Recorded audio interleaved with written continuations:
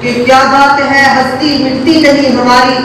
کیا بات ہے ہستی مٹتی نہیں ہماری، سب یوں رہا ہے دشمن دور زماں ہمارا، تم جتنا تراشو گے وہ اور سوا ہوگا، تم جتنا تراشو گے وہ اور سوا ہوگا، اسلام وہ پودا ہے کاٹو تو ہرا ہوگا۔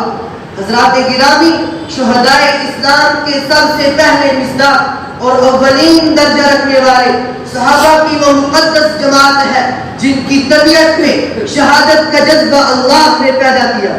اور پھر شوق شہادت میں صحابہ کرام رضوان اللہ تعالی علیہم اجمعین اپنی جانیں خدا کی راہ میں دینے سے کبھی گریز نہیں کیے۔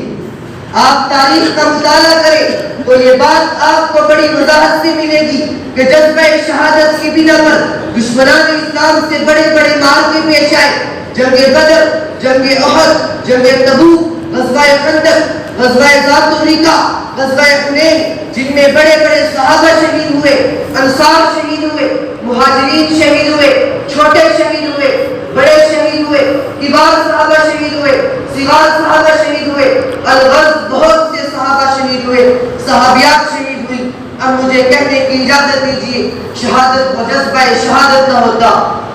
تو کفر نہ مٹتا، ظلم و بربریت ختم نہ ہوتی، زندہ دلور کی جانے والی معصوم بچیوں کا مسئلہ حل نہ ہوتا، 313 بدوں سے نجات نہ ملتی، لات و عزا کی پرستش سے چھٹکارا نہ ملتا، لا الہ الا اللہ کا ڈنکا نہ بجتا، رسول کی رسالت کا چرچا نہ ہوتا، اسلام کا بول بالا نہ ہوتا، بیت اللہ بتوں سے پاک نہ ہوتا، مسجد نبوی آباد نہ ہوتی، زمزم کا کنواں میسر نہ آتا، صفا مروہ کی سازش نہ ملتی، نادان الفاظ کی مبارک گڑی نہ ملتی۔ اب مجھے کہنے کی اجازت دیجیے، شہادت اور جذبہ شہادت نہ ہوتا تو اسلام ہندوستان میں بھی نہ آتا۔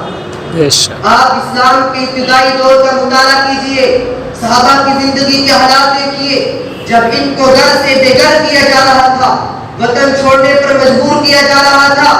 جب ان کو ان کے باغات پر قبضہ کر لیا گیا تھا، ان حالات سے جب صحابہ کرام دو چار تھے، کفار مشرکین ان کی ظاہری کمزوری کو دیکھ کر جنگ کے لیے للکار رہے تھے، تو صحابہ کرام رضوان اللہ تعالی علیہم اجمعین اپنی جانیں خدا کی راہ میں دینے کے لیے حضرت محمد صلی اللہ علیہ وسلم کے حکم پر میدان جہاد میں اتر جاتے ہیں، نہ مال کی پرواہ، نہ جائیداد کی پرواہ، نہ باغات کی پرواہ، صرف اور صرف ایک ہی اعلان، ایک ہی آواز، ایک ہی جذبہ، شوق جہاد، اللہ کی راہ میں اپنی جان قربان کرنے کی طرف۔ چنانچہ حضرت ابوبکر وطن سے بے وطن ہو رہے ہیں، تن من دن راہ خدا میں قربان کر رہے ہیں، حضرت خباب کو انگاروں پر لٹایا جا رہا ہے، حضرت زبیر کی آنکھیں نکالی جا رہی ہیں، حضرت بلال کے سینے پر پتھر رکھے جا رہے ہیں، حضرت سمیہ کو آڑے سے چیرا جا رہا ہے۔ الغرض یہ کہ بعد دیگر صحابہ حضرت محمد صلی اللہ علیہ وسلم کے قدم مبارک میں اپنے جان کا نذرانہ پیش کرتے ہیں۔ دیکھتے ہی دیکھتے باری آتی ہے حضرت محمد صلی اللہ علیہ وسلم کے چچا حضرت حمزہ، وہ آپ صلی اللہ علیہ وسلم کی خدمت میں حاضر ہوتے ہیں اور عرض کرتے ہیں، اے میرے لاڈلے بھتیجے، اب قوت برداشت جواب دے چکی ہے، اب صبر کا پیمانہ لبریز ہو چکا ہے، اس لیے مجھے اجازت دیجیے کہ میدان کارزار میں شریک جنگ ہو کر جام شہادت نوش کر لوں۔ سرکار دو عالم صلی اللہ علیہ وسلم فرماتے ہیں کہ چچا تھوڑا ٹھہر جاؤ۔ سیدنا حمزہ عرض کرتے ہیں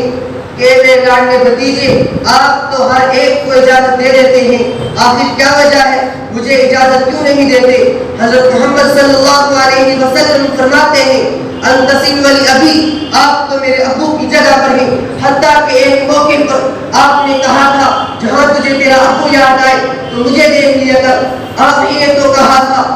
کہ محمد گھبرانے کی ضرورت نہیں، جہاں تیرا پسینہ بہے گا وہاں حمزہ اپنا خون بہا دے گا۔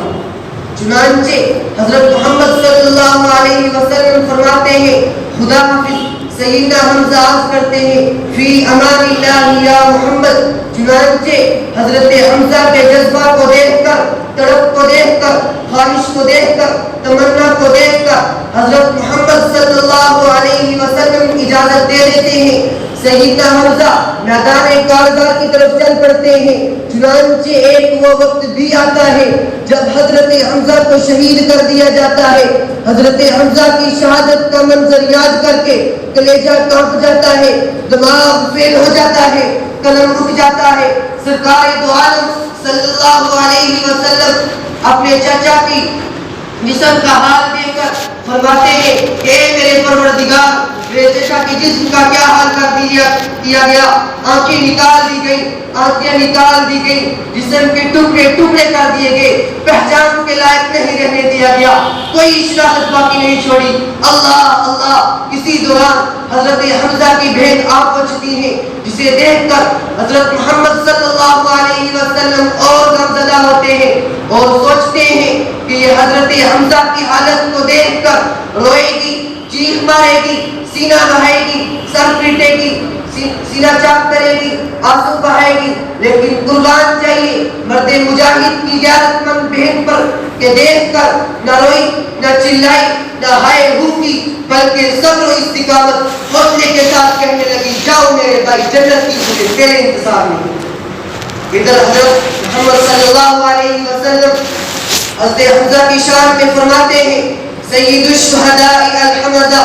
اب مجھے کہنے کی اجازت دیجیے, حضرت حمزہ کی یہ شہادت, ٹکڑے ٹکڑے ہونا, تن من دن قربان کرنا, میدان کارزار میں جانا, یہ وہی قربانی ہے جس کے ذریعہ اسلام آج ہم تک پہنچا. شہدائے اسلام کے صدقے آج ہم دین کی دولت سے مالا مال ہیں اور سر اٹھا کر چل رہے ہیں. وما علینا